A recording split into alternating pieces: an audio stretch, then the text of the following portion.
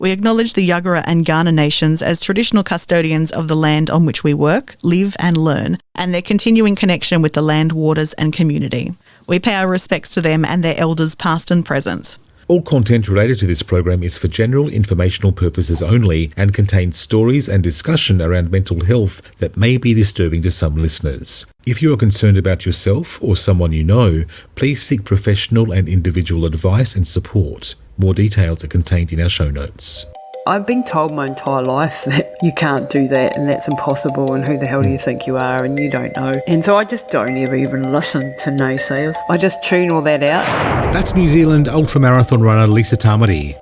And this is Reframe of Mind, where we deep dive into discussions about mental health, joined by some of Australia's leading minds to expand our understanding of the world and ourselves. Because we don't exist in a vacuum, and the way we talk about mental health shouldn't either. We're your hosts, Louise Poole and Andy Leroy. And last time we explored the question of what motivates change and considered whether we're mostly approaching change from a perspective of just being done with it. Lisa Tamati's life has broad brushstrokes of change throughout, finding strength to meet the challenges of her own personal circumstances, to becoming one of New Zealand's most recognisable names through endurance running, and then using everything she learned in the most significant fight of her life, saving her mother's life. Lisa is a professional ultra-endurance athlete with 25 years' experience running the toughest endurance events in the world, some of which she chatted to us about. Check out this list of accomplishments for starters, Louise. Yeah. Ready? Yeah. Over 140 ultramarathons. I'm exhausted already. Yeah, she's won national titles. Mm-hmm. She's also won a number of podium places in international races as well. So, you know, when you're talking about a high-performance athlete, Lisa is actually up there with the top of them. On top of her many expeditions as well, like she's constantly pushing the limits of human endurance. She's authored 2 international best-selling running books and is a much sought-after motivational speaker, running coach and mindset expert. Yeah, it'd be easy to assume someone like Lisa never struggled a minute with self-esteem, body image, weight problems, lack of talent, depression, fear and anxiety. But this is Reframe of Mind. And if you don't know by now, we're not here to just hold up tidy images of perfection as toxic. If they can, you can too. Our guests have all approached this project with sincerity and authenticity, willing to share their low points as well. Lisa's journey was one of learning how to achieve the unattainable, and she now passionately shares her learnings on how to achieve the extraordinary and how to beat the odds. A good shortcut is only valuable when you truly appreciate the path that you're choosing to divert. And Lisa happily shared the details of the longer path from her own perspective. So this is a woman who has run 217 kilometres non-stop through Death Valley and the 2,250 kilometre length of New Zealand. Amazing. She's canoed down the Canadian Yukon, cycle toured through over 25 countries and illegally crossed the Libyan desert in an expedition that was completed without support through uncharted territory. Yeah, that's a scary story she'll get into a bit later. So she's now in her 50s and she still brings the same energy into everything she does. So where did this passion for human endurance start for Lisa 30 odd years ago? I grew up really outdoorsy in New Zealand in the 1970s, and, you know, so being tough and cool and, you know, handling stuff was a part of my family's DNA. I had a very tough dad, if you like. But in my early 20s, well, actually my teen years, already. I met a guy from Austria who was an extreme athlete, and he was into traveling the world, and we got together and we cycled the world, and we, you know, climbed mountains and trekked and did all those sort of adventurous things. I wasn't into running per se. I did it for fitness, but I didn't do, you know, anything long distance, and I was actually hopeless at running. I was an asthmatic since I was a little kid. I broke my back when I was 21. I didn't have the right body shape to be a runner, but the reason I got into running ultramarathons and deserts in particular was that I actually did an expedition across the Libyan desert, which was an illegal expedition across this really dangerous but amazingly beautiful desert on the border area between Libya and Egypt, with the boyfriend at the time and then 2 other guys. And this was an unsupported expedition. We only had like 2 litres of water a day each because that's all we could carry. And we had to cover 250 kilometres odd and do sort of 45 kilometres a day. And we had massive backpacks, so like 35 kilo backpacks. And so we physically couldn't really take much more. And we only had this very limited water supply. So this was a really crazy and, dare I say, stupid undertaking back then.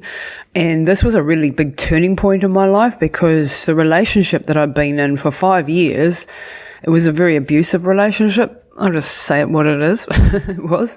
And in the middle of this desert, without going into all the details of it, the leader of the expedition was not pleased how I was being treated by this guy. And he sort of stood up for me and said, hey, you can't treat her like that, and we're all in dire straits here. We're extremely dehydrated, extremely irritable, like we're pushing the limits, literally. And the boyfriend decides to leave me in the middle of that desert. And literally that, end a 5-year relationship when you're in dire straits, like we could have died. That was that, dire. And, he did. He left, and I was left with the other 2 guys, thank goodness, and we managed to get through. And you'll have to read my book, Running Hot, for that whole story. But that was a real big turning point in my life, where I'd been through this terrible relationship for many years that had become very abusive over time, and I was constantly being told I was hopeless and useless and couldn't do anything. And I had bad genes, for goodness sake. I was hopeless at everything. And when I got out of that desert and I managed to get out of the relationship, a very long story, but then I had this burning desire to prove him wrong. And so I read about this race in Morocco called the Marathon des Sables, which is a really famous ultramarathon that's been going for a long, long time. And it was touted back then as the toughest race on earth. And it was 240 kilometres. And I'm like, come out of this Libyan desert. I'd been very ill and had lots of problems, both mental problems and physical problems after that. But I was reading about this desert and I thought, this race, and I thought I could do that, because comparatively it was nothing, like compared to what I'd just been through. So I'm like, I've never run a marathon, but I reckon I could do this.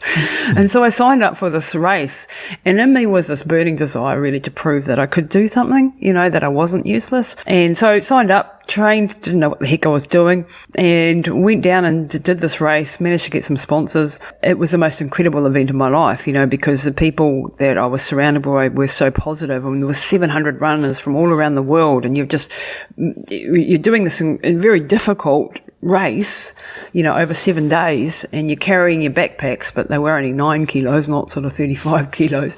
And you got 9 litres of water a day, and it was like, wow, this is awesome. And you had support from doctors, and, everything was there and a bit more controlled. And I had this wonderful experience there, did really, really well, ended up in the top 10 in the women's division. And I was just like, wow, I'm not hopeless. I'm not as useless as I've been told I am. And, so from there on, I just basically got addicted and just wanted one after the other. So that's how I got into it in a nutshell, a very, very short nutshell. So since working for ourselves from home, it dawned on me that I packed much more into my mornings than I ever used to when I attended the workplace. And I seem to remember that once upon a time, all I ever craved was just to rest. But now, speaking to people like Lisa Tamati, a high-powered athlete, and realising how your mornings actually look, now you've got the opportunity to just rest. Mm-hmm. You've started to wonder whether the downtime that we seem to crave is actually what we need or really want. I think we often crave leisure time that we don't actually want in the end, or downtime that we don't actually want in the end. It's finding that balance. It's very much, we do need recovery. So I do want to preface what I've just said about pushing outside your comfort zone. You need to branch out and push yourself, and then you need to come back and recover. And that recovery piece of the puzzle is also very important. So, while you're hard charging and you're going for it and you're getting big results like you are at the moment, you do need to remember that biology is such that it likes to be in push and pull. So it likes to be cyclic. In everything that I've studied in biology and neuroscience, it seems to be that we want to push hard, then we want to recover. We want to eat well, and then we want to fast. We want to push exercise, and then we want a recovery phase. And you do periodized trainings is set up all that way. And that, I think this cyclic nature is what we actually need as human beings. So while it's really important important to push hard. And I find too, and you may find this like in the early morning hours, that's when I get a lot of my intellectual work done, the heavy sort of stuff, because I know that in the afternoon, my brain isn't quite so switched on, and so I'm not going to get the best results.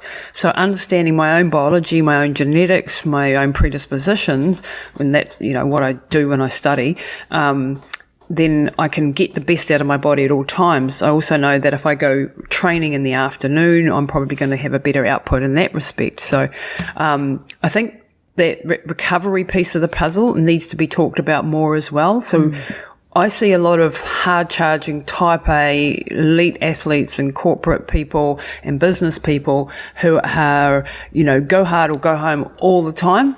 And I was definitely wired that way, and I'm still wired that way, but I have to really pay attention to my own biology now that I'm getting older, and I need to understand how to get the most out of the time I have, and to not burn myself out, because I've done that 100 times, where I've gone to the point of blowing myself up and then collapsed and then got back up again and then smashed yourself again. And it's avoiding that crash now is one of my goals. So I wouldn't say like balance is easy to find, but having that push and pull and that time out, and not feeling guilty for taking a little bit of time as well.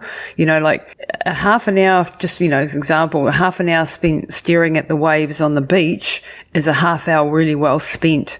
You may think, oh, but I should have been training for an extra half an hour, or I should have smashed out a few more emails, or I should have done this or that.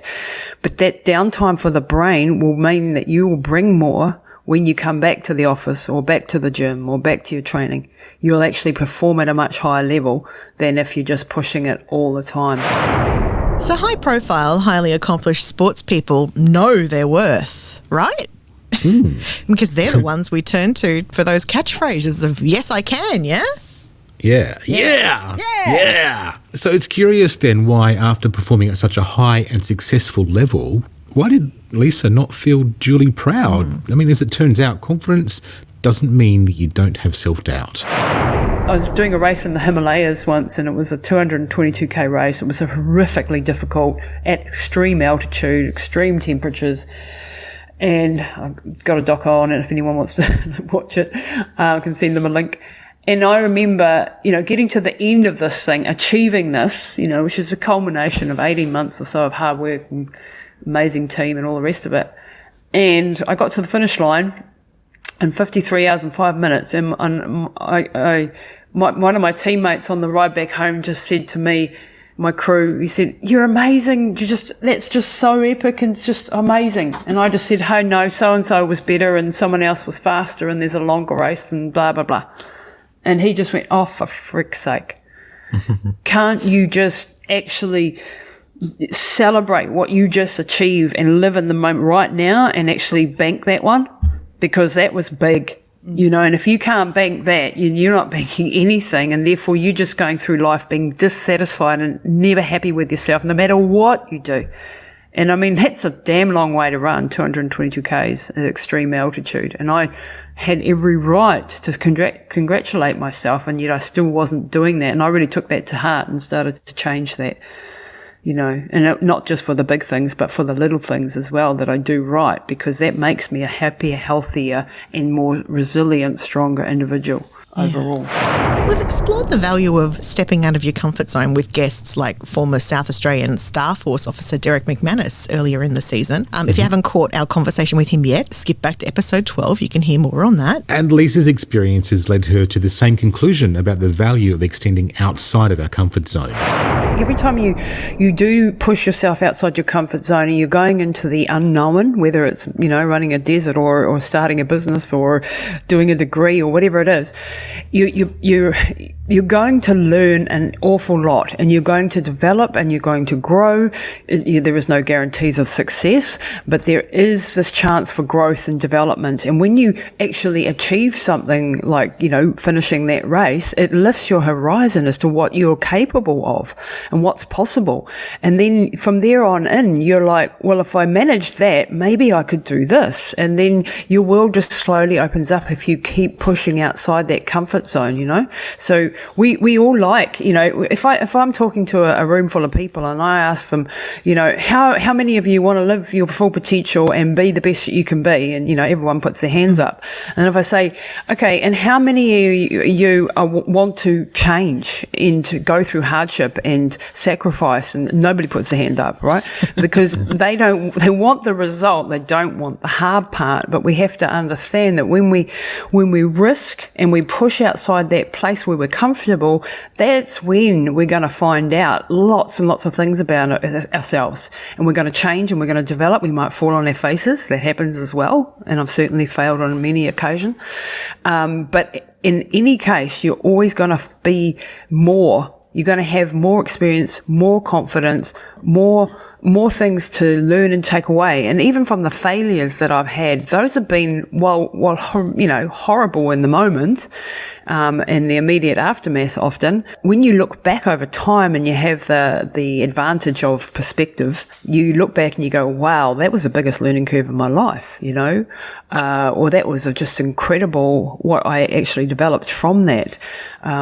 So I think it's very important that we, no matter what our age is, and this is very important, I think, for older people, that they never stop pushing their boundaries, that they never give in to just being comfortable and wanting comfort, because from a biological standpoint, we are wired for comfort because we had very harsh, rough lives back in the caveman days, if you like. And so, of course, we were going to search out comfort and food and easy times. But we would never actually, like in our modern world now, we have comfort all around us. You know, we have beautiful, you know, comfortable houses and we have food on every street corner. We're not starving. We have clothing. We have all these things. And if we don't push outside, then we're just going to shrink, really. You know, we're going to, you know, not develop as our full potential. That's my opinion to it anyway. With so much success in her rearview mirror, while her public profile grew, life threw a curveball to Lisa, with much more at stake than she'd ever faced before. 5 years ago, my mum had a massive aneurysm. I don't know if you know that story or not, but so she was left at the age of 74, well, fighting for her life for starters. They didn't think she'd survive. When she did, she was in and out of coma for a number of weeks, and when she did survive and come out the other end of the coma, she had massive brain damage and hardly any higher function mentally, so she had no control over her body or anything. Now, I'm suddenly confronted, you know, I've been, up until that point, this, you know, selfish, goal-orientated athlete. Mum was always supporting me and, you know, looking out for me and helping me. I was running my businesses and so on, but I was very much, I could do what I wanted. And then this situation happened, and we were left, you know, being told that she would never do anything again, that the brain damage was so massive she would never have any quality of life or do anything, and to put her in an institution. And I was just like, no, that's not happening. And so at that point I had to stop training and running, obviously, and doing the long stuff. I still looked after myself self-care wise, but I put all of my energies and focus into her rehabilitation. And even though I was told there was no hope and there is no way forward and just forget it, make it comfortable, I thought, well, I don't do comfortable for a start. And if that's the option, then I'd rather go down fighting if I'm going to go down. So I started to research and study, and I came across something called hyperbaric oxygen therapy, which was hugely beneficial in her case with a brain injury, and a very underrated therapy in general. And I got her access to this, and she couldn't even sit or put food in her mouth or chew or speak or know who I am. She had nothing. I've spent now it's 5.5 years. It took me 2.5 years basically to get her back to normal. Thousands and thousands of hours of retraining her brain, studying neuroplasticity, epigenetics, functional neurology, physio, you name it, I studied it and stayed one step ahead of her in her rehabilitation process. And at every step of the way, especially in the early stages, I would get criticised to hell by people telling me, like, why are you putting her through such an arduous, torturous regime? Because what I was doing was quite difficult, you know, it was harsh. And it was you know, she had to relearn things from scratch. So it was just absolutely sometimes really, really tough to watch the stuff I had to put her through. But I knew that the alternative was death. And so that for me was just that's not an option. I'm going to throw everything at this thing, or I'm going to get it back or die trying, was my attitude. So I went all in. And it nearly broke me. I had my own health dramas that I went through in that period of time because I just blew myself to pieces. But I got my mum back, and now she's off right now at an art course, doing, studying. She's driven into town and she's got her full driver's license. She's, living her life again full. And I've written a book called Relentless, How a Mother and Daughter Defied the Odds. And it's a really empowering book, and it's a mindset book above all. It's our story, and it's a story of all the therapies and all the stuff I studied. But more than that, it's about the attitude. When you're up against all the odds and when everybody's telling you there is no way forward, they're not always right. And that if you're up against it and you have no other options, why not throw the bus at this, and go all in? And that was, especially when you love somebody, there's a pretty big motivating factor there. And so that's what I did. And now, my mum is just loving life again. And I think that's an example of resilience and an example of being able to adapt to change, And we're still, in that process, but it is, and that's why the book's called Relentless, because I had to be relentless. And I'm still relentless. Like, she never has a day off training. Never, birthdays, Christmas, whatever. She's training every day, and she has to, because she's now 79 and I need to keep her there. And I'm determined to keep her there and as healthy for as long as I possibly can, because I selfishly want my mum around, know. Yeah. That is really such an incredible story of recovery and persistence and resilience. And I don't know, there are probably a million words I could use for how in awe I am of that story. I had an auntie when I was 7 years old die as a result of an aneurysm. And I can only imagine over the years, kind of in my own ways would think that, if someone had taken the time or taken the chance, maybe she could have recovered. And, we'll if never they'd know had the that. knowledge But back then too, Yeah. I wonder, with all of the voices and all of the people against you, I can only imagine people were saying, this can never happen, you're wasting your time, just make it comfortable. Was it a case for you that you felt like you wanted to prove them wrong as well? Did it come back to that attitude for you, or was there something else there that helped to drive you and your mum? I mean, the main driver was love, and that my mum and my family are always my number one priority in everything I do. But there's definitely, when I was told there is no way, I've been told my entire life that you can't do that and that's impossible and who the hell do you think you are and you don't know. And so I just don't ever even listen to naysayers. I just tune all that out, and I think I definitely have a rebel spirit. I do like proving people wrong, and I use that as a motivating force sometimes.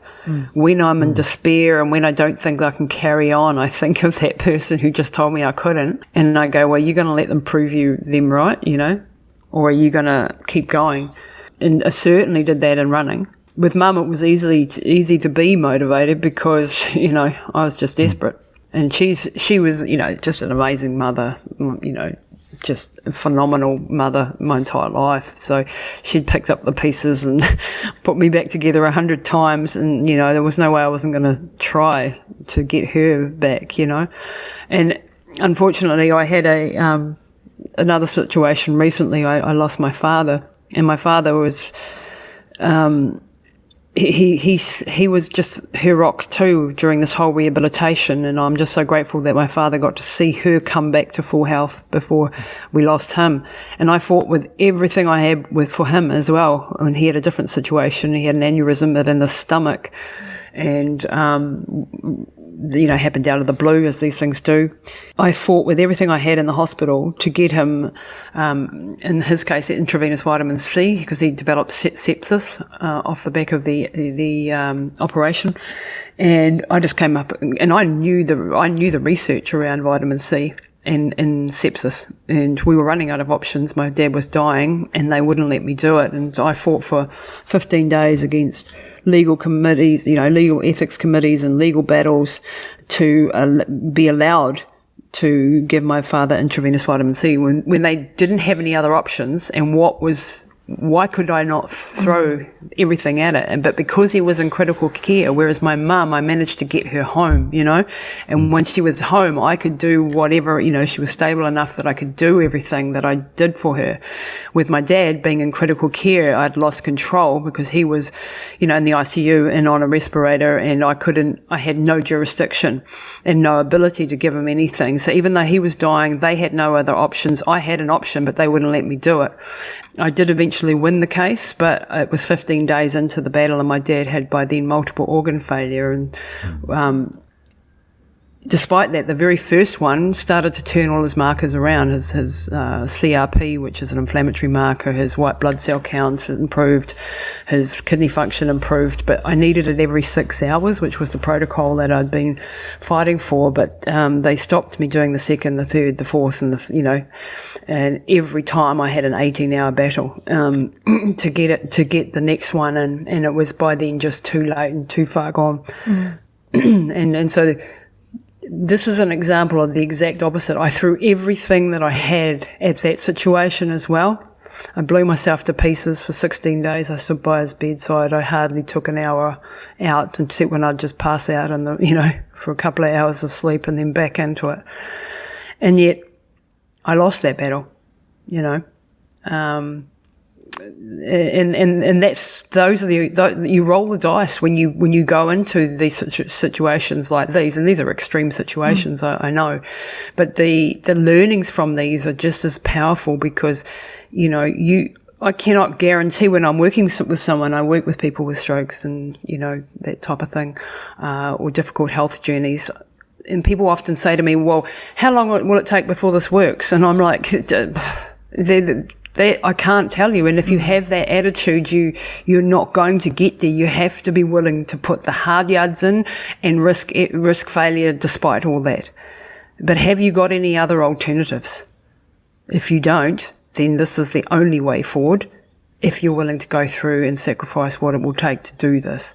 And that's the conversations that I find really difficult when people don't have what it takes to push through those barriers, and that makes me so sad, because there are, especially in the rehabilitation space, there are people that could have come back, that could have survived, that could have maybe had a chance had they been given the right resources, the right information. And a lot of that information is already out in the world. It's not like we're waiting for stuff. This is stuff that's already known, but not necessarily available in your local, hospital or your local doctors. And that's not their fault. It's just that the world is changing so rapidly. The research is going so fast that no one person can keep up with it.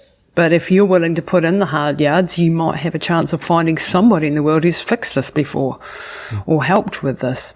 So, yeah, another very rough story, that one. I've had a couple of experiences in my life where people close to me have been told they have cancer.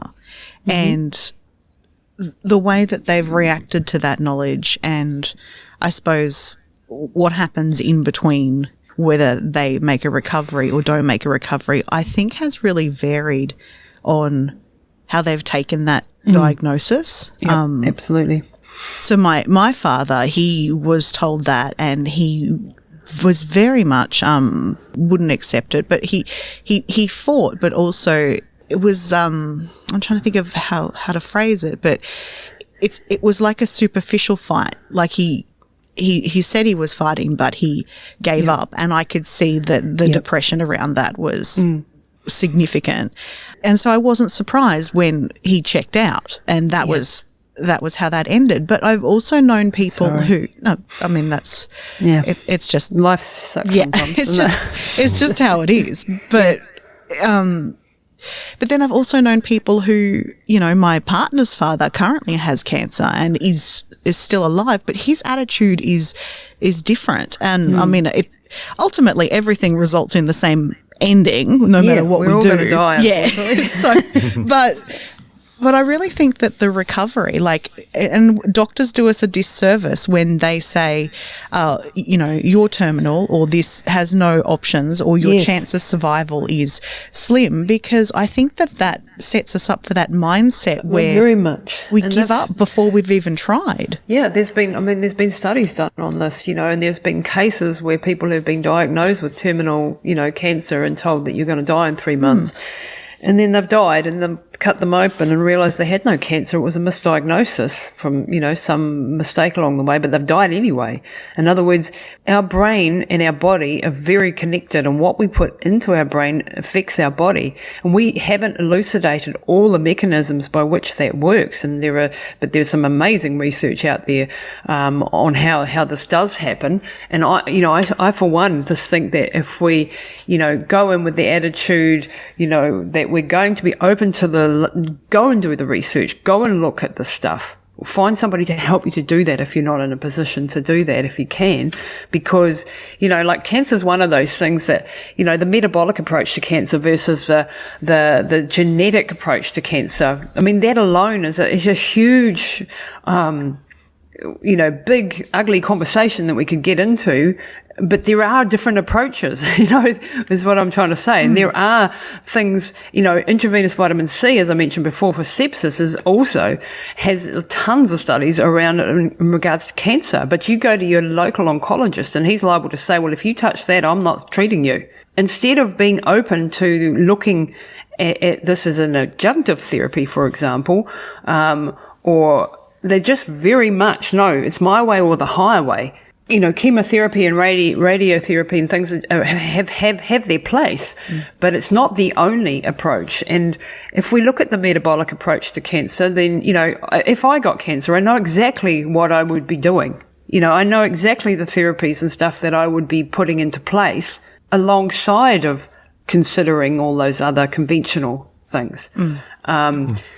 And luckily I haven't got cancer, so I can speak like that. But I have done a lot of research on that because I know that it's one of the biggest killers. And therefore I need to know if it's going to hit one of my family or one of my friends or whatever, that I can help in some way, shape or form, or I'm aware of the research. And there is a lot of research out there, and you can find great books on this, the metabolics, the Otto Warburg, Nobel Prize winning scientist back in the 30s who really studied the whole mitochondria and the metabolic effects of, just things like cutting out glucose and things that can have a big effect. And I don't want to bastardize the science, but in other words, even amongst doctors and things, there is not a consensus always. So go and get second opinions, third opinions, look outside the box. We have access now via the internet to the greatest minds on the planet. Find out what their latest is, because your local person may not be aware of those things. And then it depends on everybody's situation is very, very different, and you can never, my mum's situation and getting her back, I can't go and just replicate that anywhere, because I cannot tell you which of the things that I did was the successful thing.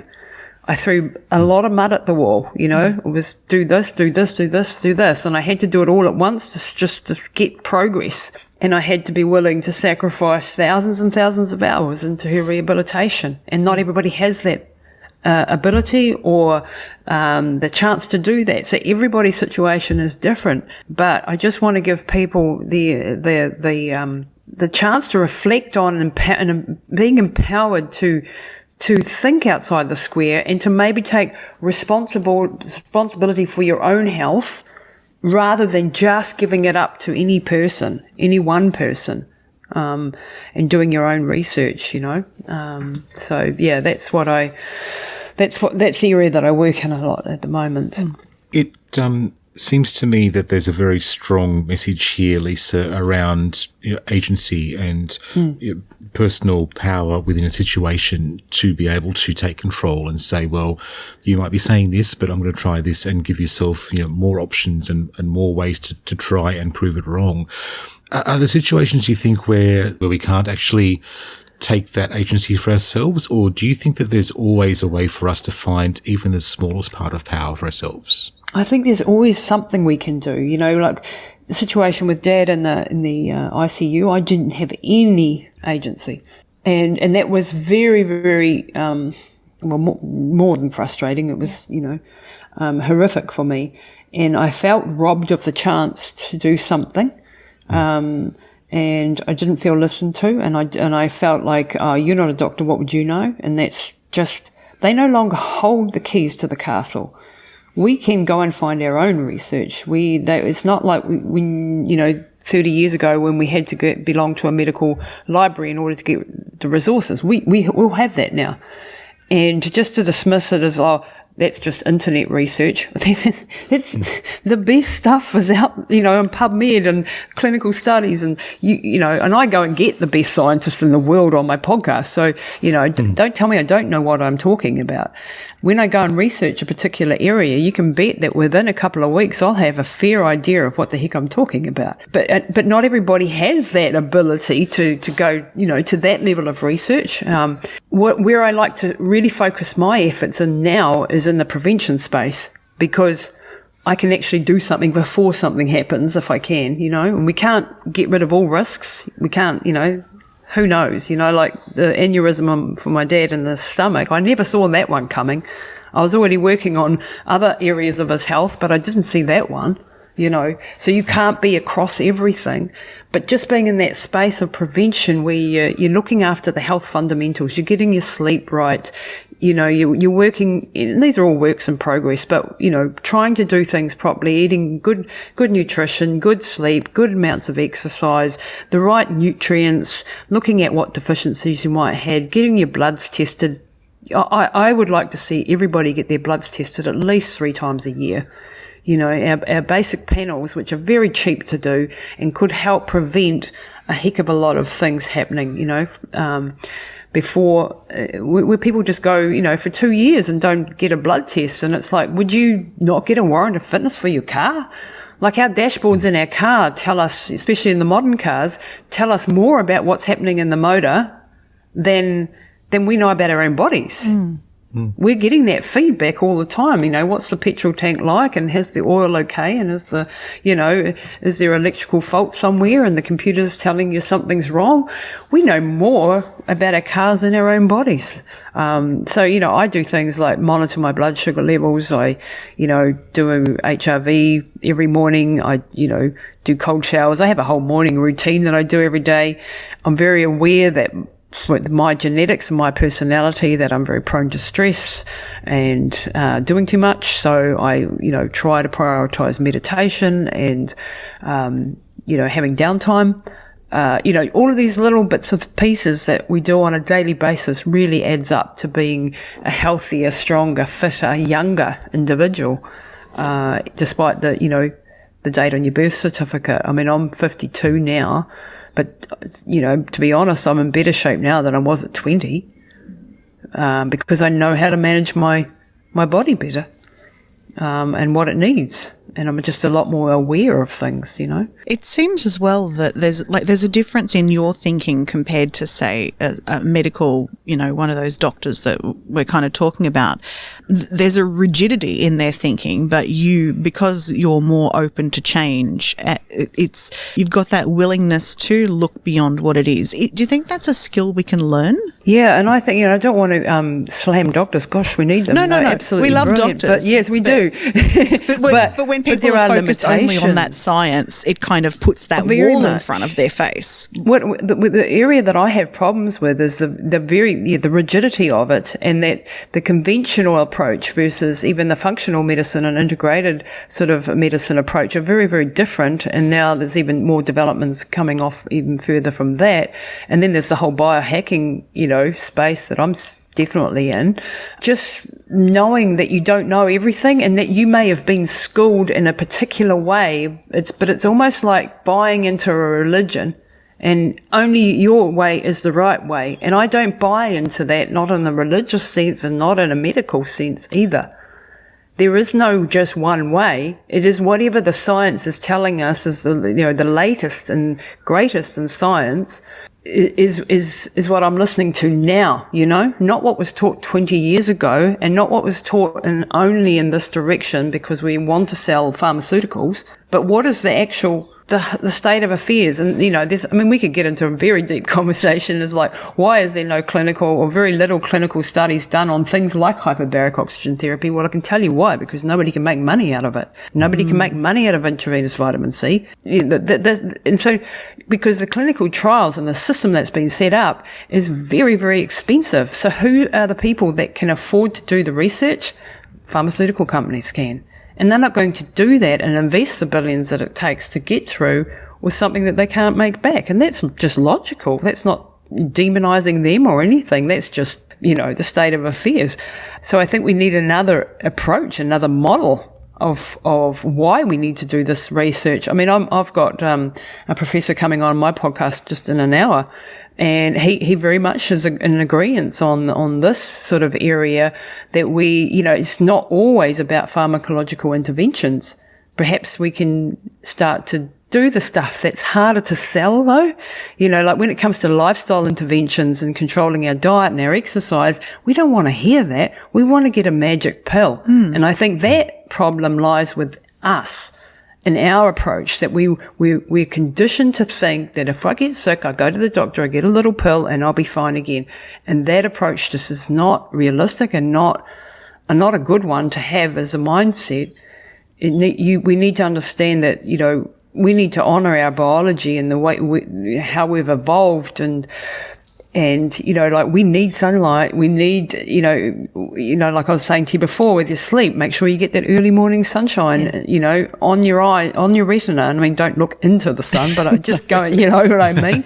Get that exposure so you get that cortisol release in the early morning hours, so you get that circadian rhythm reset so that you sleep better the next night, so that you've got energy and alertness during the day. These are things that we should be being taught. And we are being taught them now, on the internet and in certain circles. But why isn't this part of our general education? These lifestyle interventions that are very, very simple to do. And sleep is just one of those things we should be talking about. Young women should be taught about their menstrual cycles. All we're taught is how to use a tampon and what to expect. If that. I didn't even get that. No, I didn't get that either. No. Took me ages to work that one out. But you know what I mean? It's like, why are we not educated on all the variations in our hormones throughout the monthly cycle, and what happens when you go on the pill, and how it shuts down just a whole section of your biology, and why it affects your gut, and, all of these things that we need to be knowing in order to make informed consent about what we are actually wanting to do. I'm going to do a little circuit breaker here and say thanks for listening to us. If you love the show, let us know. Hit the subscribe button on your podcast app and show us those 5-star ratings. Remember to tell your friends about us and check our Patreon page for access to even more content, like extended interviews at patreon.com/reframe of mind. The more people we get talking about mental health, the more supported we'll all be. Seems to me that there's a very strong message here, Lisa, around agency and personal power within a situation to be able to take control and say, well, you might be saying this, but I'm going to try this, and give yourself more options and more ways to try and prove it wrong. Are there situations you think where we can't actually take that agency for ourselves, or do you think that there's always a way for us to find even the smallest part of power for ourselves? I think there's always something we can do. Like the situation with Dad in the ICU, I didn't have any agency, and that was very, very more than frustrating. It was horrific for me, and I felt robbed of the chance to do something. And I didn't feel listened to, and I felt like, oh, you're not a doctor, what would you know? And that's just, they no longer hold the keys to the castle. We can go and find our own research. It's not like we 30 years ago when we had to belong to a medical library in order to get the resources. We all have that now. And just to dismiss it as, that's just internet research. It's the best stuff is out, in PubMed and clinical studies, and and I go and get the best scientists in the world on my podcast. So, don't tell me I don't know what I'm talking about. When I go and research a particular area, you can bet that within a couple of weeks, I'll have a fair idea of what the heck I'm talking about. But not everybody has that ability to go, to that level of research. Where I like to really focus my efforts in now is in the prevention space, because I can actually do something before something happens if I can, and we can't get rid of all risks. We can't, who knows, like the aneurysm for my dad in the stomach. I never saw that one coming. I was already working on other areas of his health, but I didn't see that one, So you can't be across everything. But just being in that space of prevention where you're looking after the health fundamentals, you're getting your sleep right, you're working, these are all works in progress, but, trying to do things properly, eating good nutrition, good sleep, good amounts of exercise, the right nutrients, looking at what deficiencies you might have, getting your bloods tested. I would like to see everybody get their bloods tested at least 3 times a year. Our basic panels, which are very cheap to do and could help prevent a heck of a lot of things happening, before where people just go, for 2 years and don't get a blood test. And it's like, would you not get a warrant of fitness for your car? Like our dashboards in our car tell us, especially in the modern cars, tell us more about what's happening in the motor than we know about our own bodies. We're getting that feedback all the time. What's the petrol tank like, and has the oil okay, and is there electrical fault somewhere, and the computer's telling you something's wrong. We know more about our cars than our own bodies. So I do things like monitor my blood sugar levels. I, do a HRV every morning. I, do cold showers. I have a whole morning routine that I do every day. I'm very aware that with my genetics and my personality that I'm very prone to stress and doing too much. So I, try to prioritize meditation and, having downtime. All of these little bits of pieces that we do on a daily basis really adds up to being a healthier, stronger, fitter, younger individual, despite the date on your birth certificate. I mean, I'm 52 now. But, to be honest, I'm in better shape now than I was at 20, because I know how to manage my body better, and what it needs. And I'm just a lot more aware of things, From a general point of view, though, do you think that speaks to, I suppose, our societal, that we don't take our own personal power. We expect somebody else to have a fix for us, and so we do spend as a society a lot of time unhappy and feeling powerless because we keep assigning that to an outside force. Yeah, and that's exactly my point is that we need to be in that whole taking ownership over our own health. Okay, I can't do surgery on myself. I can't, if I'm in extreme pain or I break my leg, I need a doctor to intervene, but I can look after my health to the best of my ability, and I'm always like an 80-20 rule person. If I get 80% right, then good, I've done okay today. We don't have to go for perfection, but we need to be aware of how things affect our body and what we need to be doing. And some of it's so easy and can relieve so much suffering. If I spend an hour with you just talking through different sleep, hygiene things, that could make a massive difference in your life already, and it's very easy and simple things to do. They're not rocket science. You just need to be told about them, or educated on them. And I'd like to see a lot more educational programs in our schools and just in our general public conversations that we're having, that we're talking about health fundamentals. We're told often, oh, don't eat cakes. And you go, okay, I know cakes and biscuits are bad for me, but I want you to understand the mechanisms, why they're bad for you and what they're doing in your body. Because if I can teach you that, or it doesn't have to be to the PhD level, but I can give you a simple explanation, which I'm sure there's people that can do that. You may go, oh, okay, so it's not just this is what it's actually doing in my body. And then you're more likely to think about the consequences when you understand the mechanisms of action, is my opinion. Knowledge is personal power.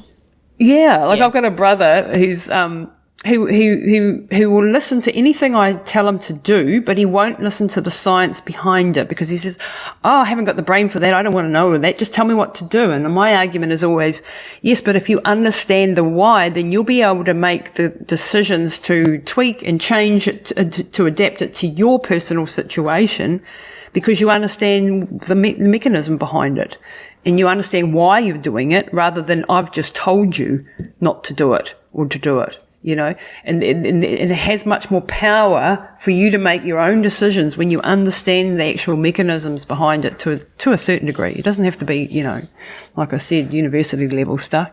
It's just understanding it to a good degree, so that you know why you're being told. Like when I was in school, I remember, maths, and I was struggling with maths, and I was like, why do I have to learn all these, I don't know, whatever it was, algebra or something?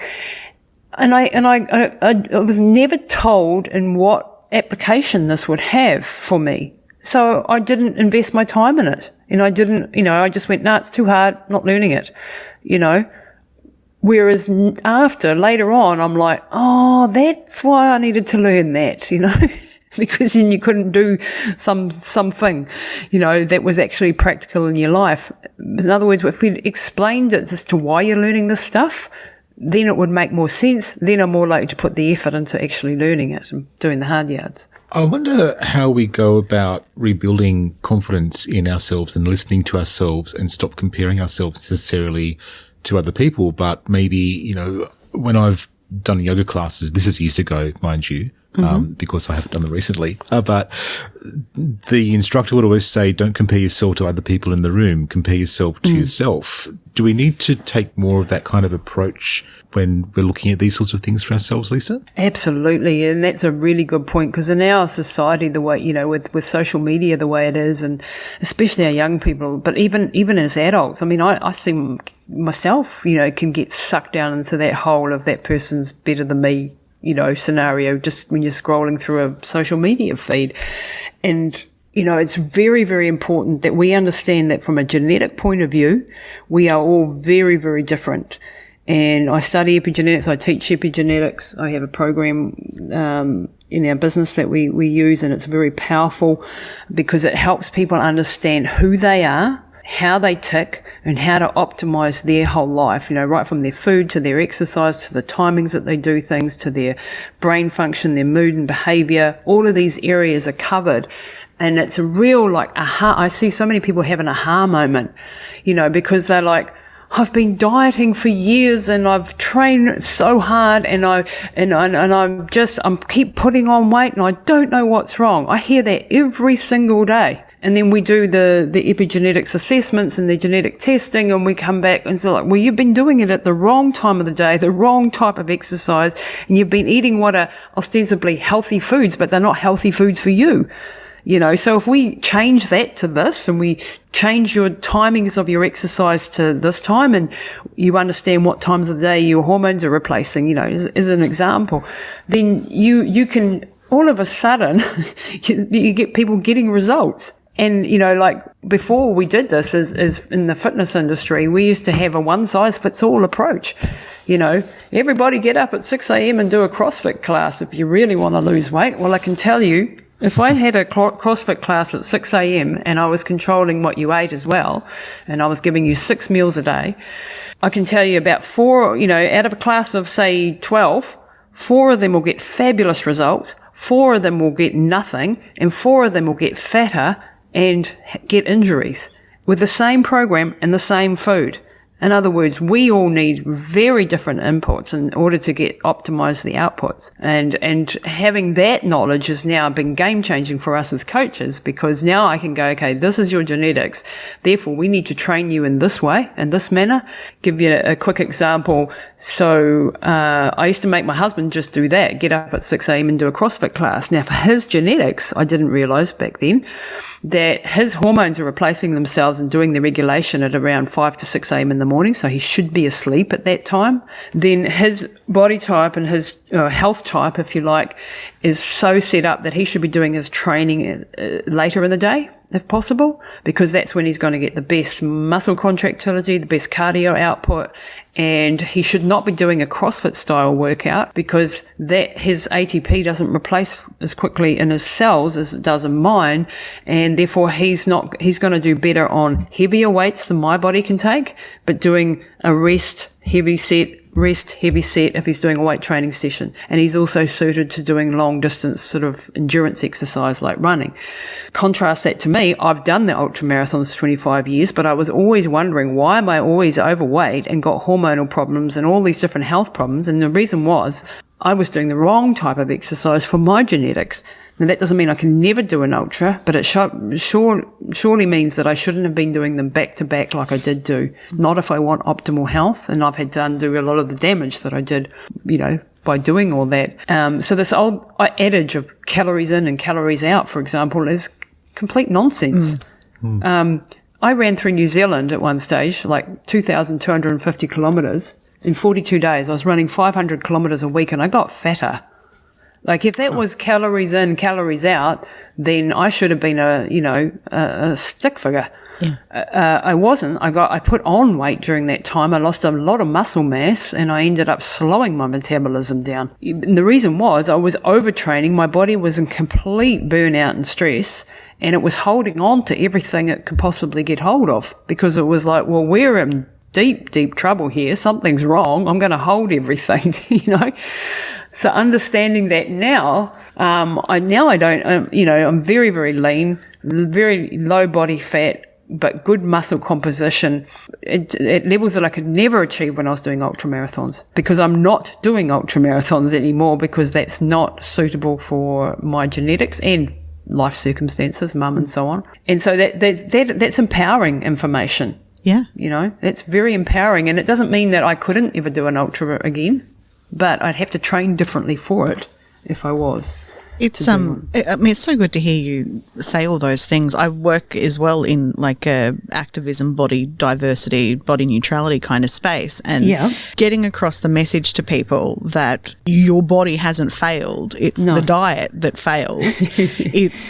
That's a complete mind shift. And I didn't actually think about it from a genetic point of view before. So I feel like this is a whole other podcast. Yeah, that's a whole other podcast in that I should. And I'll send you a little webinar to watch on it, on the program that we do, because it is empowering people to, like as a young girl, I was a gymnast, and when I got to puberty, I grew too tall and too big, and I wasn't, I had curves. And I didn't realize, I wanted to be the skinny little model girl, and I wasn't, and I was never going to be that. And I spent years terrorizing myself for not being that, instead of embracing the wonderfully muscular body that I have. Like now I'm like, oh, I like this, I've got muscles and I've optimized what I've got, and embracing what you genetically are and understanding who you are, and that it's okay. Like there are people who are like my mum, who are very strong boned, very stout, sturdy bodies, and they have a predisposition to weight gain and metabolic disorders, but they also have incredible strength. They have long-term endurance. They can carry heavy weights. They're very nurturing, caring individuals because they have a lot of prolactin. They have wonderful immune systems, so they're not going to get osteoporosis. So there's pros and cons to every body shape and every type. And she's always like, oh, well, I always got fat legs. And I'm going, Mum, I'm very glad that you had fat legs, because after 2 years in a wheelchair, she was still able to walk because the muscle mass was still there, So don't ever say, like, I don't like my big legs. She's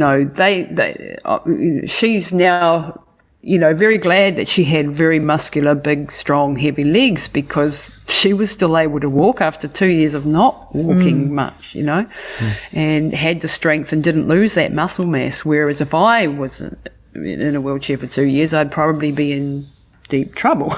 I wouldn't have the muscle mass to get back up again. Even though I have a muscular body, but I have a leaner muscular body, she has a much stronger joints and so on. So yeah, there's pros and cons, in other words, for every type, and you have to know the good, understand and accept the bad, and then optimize it for you.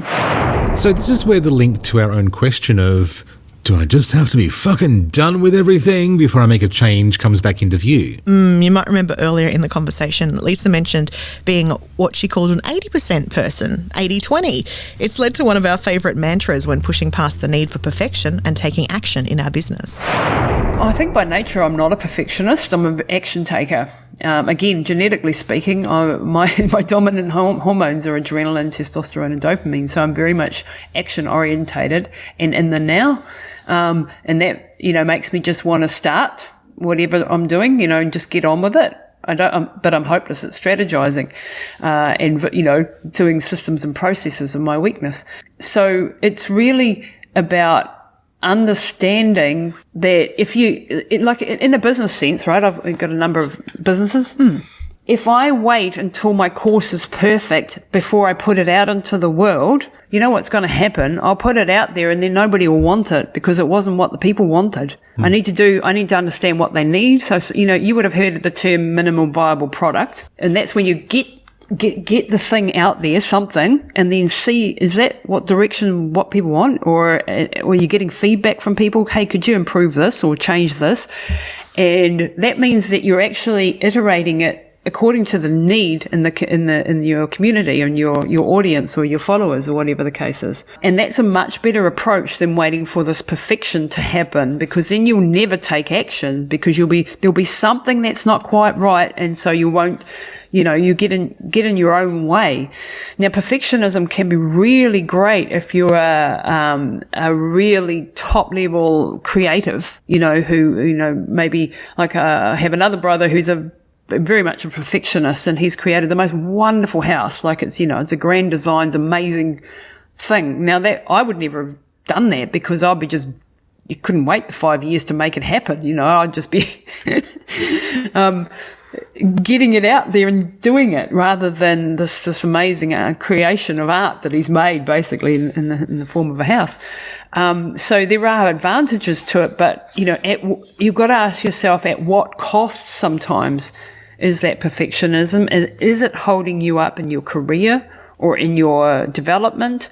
And can you let go of it to some degree? Because if you can't, then you're liable to not actually get the experience, because you're waiting for the time when this will be perfect. Like, you guys doing this podcast, right? I'm sure the first time you did a podcast, or, I don't know what you did previously in your careers, but the first time you interviewed somebody or did something like that, you probably sucked at it, but you did it. And then you got better at it and better and better. And that is the thing, none of us were born masters. We have to actually do the doing in order to become experienced. And when we're perfectionists, so like, I'm not going to do that interview because I'm not good enough as an interviewer. Well, how do you think you get good at it? You get good by doing. And that means you have to be happy that you're maybe not the most brilliant person from the get-go, just as an example. So I think, perfectionism can really stress us out, take a heck of a lot of our energy and hinder us in just going ahead. And, that whole 80-20 rule, I sort of, roughly apply that to my whole life. If I have all these goals, and if I get 80% of the way there with them, then I'm probably doing okay. Because I understand that life, we cannot control every variable. We can only control certain amounts of things. And we have to be, again, going back to that flexibility argument and discussion that we had, being flexible and adaptable, and it's like when you're working with someone who wants to lose weight and they fall off the bandwagon and they, end up eating stuff they shouldn't have. If they're into a perfectionist in the mind, they'll be going, oh, I completely ruined it. What's the point? I'll never do it right. And then they won't get back on the bandwagon. Whereas if you have the approach of, oh, I stuffed up today and I didn't do what I was meant to do. All right, I'm going to get back on it from now on. and back on the horse and back into it. And then you're more likely to, at the end of the day, get to your results, get to your final results, rather than going, oh, well, I might as well eat another couple of ice creams on top of that, because what's the point anyway? It also kind of sparks the question for me of how we approach mentors and going out in search of mentors. I think, sometimes when I've thought about going out to find somebody to give me some help, it might be more from a point of trying to validate or trying to reach for some kind of perfectionism. So is there value in relaxing off that a little bit and just allowing a bit more exploration and not relying so much on somebody else's opinion? Yeah, I think there is. I think that we just need to. I find that people that I'm meant to meet or whatever will come across my path when I'm in flow and I'm in action. I'm taking action, and instead of again trying to get that that perfect person or the perfect coach or the perfect whatever, but just starting wherever you are. Bumbling your way along until you get there, and then people will come across your path. I do believe the universe puts people in our path when we need them. What do they say? The right teacher will turn up when the student's ready. And that if we just trust ourselves to just keep moving forward and being open and listening to our gut sometimes. Since losing my father last year, I've, prior to this, I wasn't, not religious and not really into anything spiritual. And now, of course, where's my dad gone? I want to know. And so I've been studying, if you like, or, and reading and listening to people and going, wow, that starts to make sense. And if it's just about listening to your intuition, which, I tend to believe now comes from somewhere else rather than just from our own mind, or sometimes at least, that we can tap into a power, if you like, that can guide us. And I don't know that for a fact, but that's how I feel at the moment. So I'm trying to sit now, when I have a big decision to make, I'm trying to just sit with it and sort of see where my gut is telling me is the right direction to go. And, the gut being whether it's my intuition or whether that's coming from a higher place, it is helping me make better, more good decisions. Like sometimes in the past where I've just gone against what my gut's telling me because I think this is a great idea, and then usually I fall on my face when I do that because there's something that I haven't picked up on, And so I think, trying to tune in and to become more intuitive is definitely one of my goals, which is, I found that pretty hard in a way because I'm just very much, I override a lot of my, I'm going to just do things anyway, and very disciplined as far as my training and things would go. And now I tune into my body and go, is it ready for that training session that I had planned today, or is it actually not up for it? And now I tend to listen to my body, Does that make sense? Yeah, absolutely. I can really relate to what you're saying there with that exploration you're doing as well. I lost my dad almost a year ago myself. Oh, and wow. In that time, I've looked at ancient wisdom through Huna, which is an ancient Hawaiian wisdom belief system, which, again, has connected me with intuition and so forth as well. So I wonder, what is your toolkit? What are the things that you use for success and for keeping yourself moving forward? I think I have a lot of just daily rituals that I've developed over time, little tips and tricks to keep me on track as far as my health is, and working on my, improving myself. So, for example, if I, I've got to go training, like this afternoon, I've got to go out and go for a run.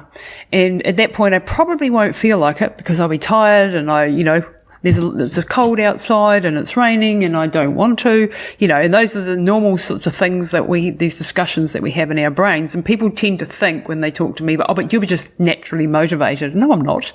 I don't want to go out in the cold either. However, I know what my bigger picture is. I know what my why is. I understand that if I'm going to keep my body in a good shape, then I need to exercise regularly. Now, I will check in with myself and say, did I have a good night's sleep? Did I hydrate well today? Did I eat relatively well? Did I not, have I got any aches and pains or things that I need to be aware of? And then if my scores are not too bad on that front, then I'll go, okay, right, we can do what's on the plan today. Or if I've had a very bad night's sleep and I'm not feeling very well, then I might dial it back, because I'm not going to get the adaptation if I train when I'm not well. So it's a wasted training session. I'm actually putting myself backwards. So my body needs to be ready to help get that adaptation. So then some of the tricks that I use from a psychological point of view is like, because I'm self-employed and I get to do this, I'm always in my running gear. So I'm pretty always much ready. I'm always ready, so that if I get a break in my schedule, I can, if someone cancels or whatever, I can put my shoes on and I'm out the door. Love it. Because then I'm ready to go and I've got no excuse. So some people come home from work and they're tired from the mental stresses and the, work and kids and whatever, and they come in the door and they go, oh, crikey, I'm meant to go running as well. And they come in and they put on their pajamas or something. And if you put your pajamas on and relax, there is no way in hell you are getting out the door. It's all over. It's all over. But Lisa, I'm sitting here in my activewear and I also have no plans on getting out of the door. It was just comfortable this morning. Well, you know what I'd say to you is, Louise, is I'd challenge you to run to the letterbox and back, and I'm serious, because what happens is when you take a little mini action, motivation follows action, not the other way around. So I'll say that again. Motivation follows action. So when you're in your active wear, you've got your shoes on, and you go, well, I might as well just, I'll just go for a 5-minute walk, 5 minutes. And we all go, okay, I can probably manage that. And you have your argument in your head with yourself and you think, well, yeah, but I can manage this tiny micro commitment. And you do that little commitment and then you're like, oh, that wasn't so bad. Maybe I can just go for a 20-minute walk, And okay, today you may have not gone for that run, but you went for that 20-minute walk. And what you need to do then is when you get back from that 20-minute walk, you need to pat yourself on the back and go, yay, I did that, and really congratulate yourself. And the reason you do that, I don't know if you know the book by BJ Fogg, it's called Tiny Habits, and it's about building little building blocks to the bigger things, if you like. And when we congratulate ourselves and we go, hey, you did really well, Louise, you did awesome, you went to the letterbox and back, good on you. Yeah. And we celebrate that. Then we start to associate exercise with reward in our brain. And when we do this repeatedly, it starts to become easier and easier to get out the door and to actually do it. And one of the other little tricks that I do, if I'm lying in bed and I'm meant to go for a run and it's cold and miserable out there and I don't want to get up and it's dark, and I say, well, I'll just get up and I'll put my shoes on and I'll just go for a bit of a walk, and if it's not happening, I'll just come back and go to bed. Well, you can bet your bottom dollar, once you've gotten out of bed and you've put your gear on, you're very unlikely after half a mile to turn around and come home. And if I do, then that means I probably really needed to have a day off, because once you're out there, you're in it. So remember that quote, if you take nothing away from me but this, that motivation follows action. Take a micro step towards something, commit to a little bit of, I'm going to do 10 press-ups. All right, cool. Or 10 squats. And you've done your little micro commitment, and then congratulate yourself. And then you start to associate that with being a good thing. And then you're more likely to be motivated to go and do a little bit more and a little bit more. And once you create a habit, and you can hold that habit for, they're still discussing on how many days, or how many times, but somewhere between 30 and 60 days. If I, in the first 2 weeks, there's going to be a bit of willpower involved. But after that, your neural pathways are started to be developed and it gets easier and easier. There's less resistance. And so if you can just get through that initial hard phase, when you say you're starting a running program and you've never run before, the first 2 weeks are going to suck. Just understand that and don't compare yourself and don't measure it. Just congratulate yourself for having the commitment to do it today and for doing it for those first couple of weeks, and then it starts to become a habit. And then you get to a point where maybe you ran for quarter of an hour and then afterwards you felt really good. and you started to get that endorphin high, that runner's high that people talk about, and then you start to get addicted, and then it starts to become easier and easier, and you'll still have days where you're not motivated to get out the door, but you know that that reward is on the other end of that run, and so you're willing to go through a bit of unpleasantness to get there. And then your identity starts to change, and you become, I am a runner in your own head. And then you'll not drop anything that is a part of your identity. It tends to be that it's just like, it's part of my daily routine to brush my teeth twice a day, and I won't negotiate on that. I'm not going to not brush my teeth, right? I mean, I sometimes do. Well, hopefully not for 3 or 4 days.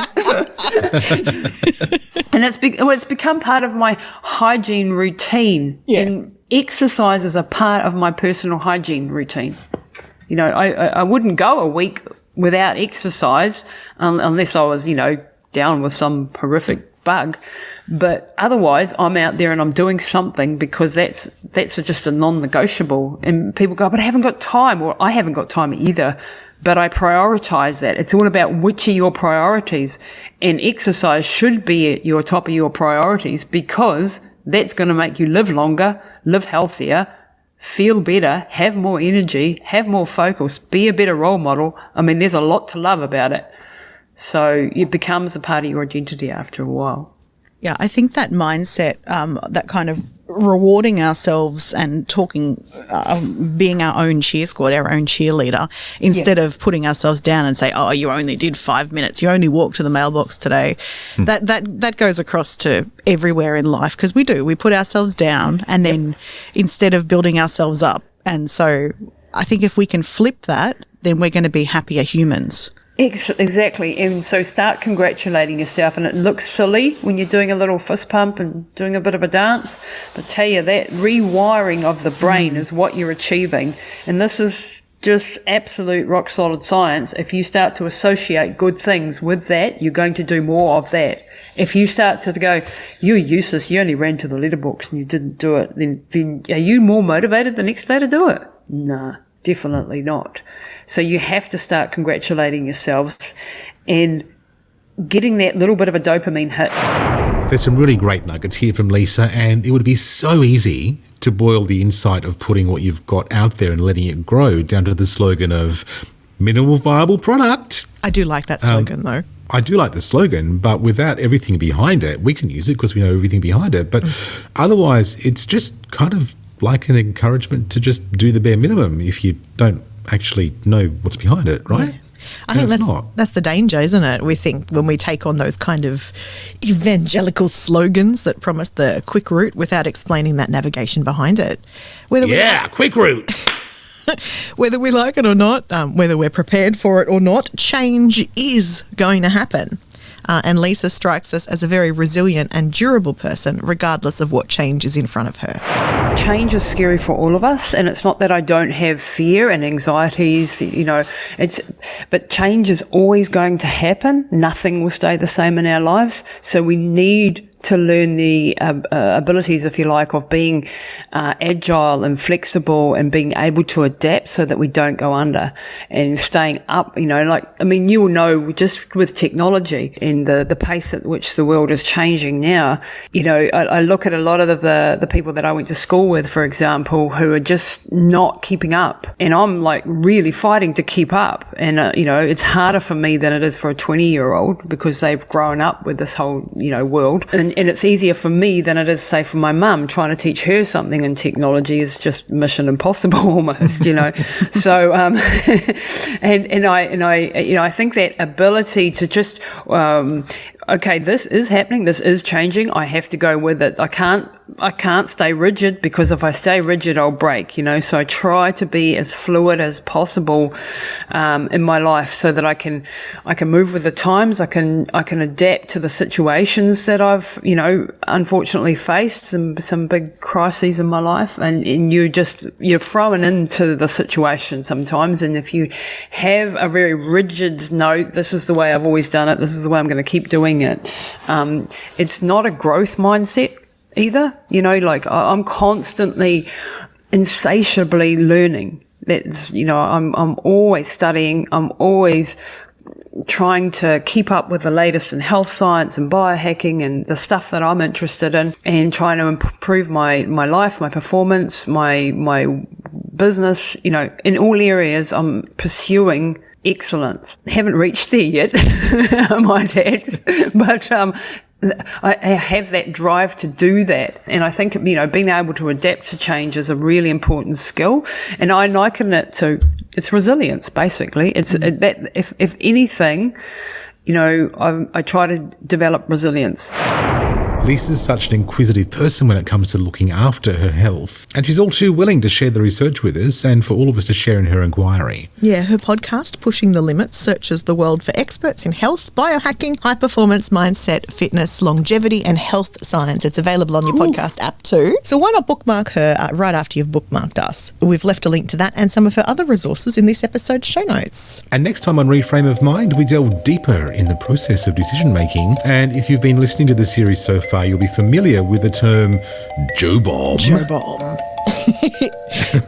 In which the Scientia professor from the University of New South Wales, Joe Forgas, delivers us home truths to snap us out of the toxic positivity trap. And he's got plenty more to add next time, including how we tend to summarise information in our habit of confirmation bias. We like to summarize intuitive wisdom into short little statements, and we do not realize that if we looked further, we would find exactly the opposite occurs just as often. You've been hearing our story, and now we really want to hear yours. Connect with @Reframe of Mind on Instagram, Facebook, TikTok and Twitter. Or connect with @Welcome Change Media on LinkedIn. You can also contact us via reframeofmind.com.au with your stories or suggestions for future topics. We'd like to thank today's guests for sharing their personal stories and insights. For more information on any of the subjects, guests or references used in this episode, please see our show notes or reframeofmind.com.au. Reframe of Mind is a Welcome Change Media production.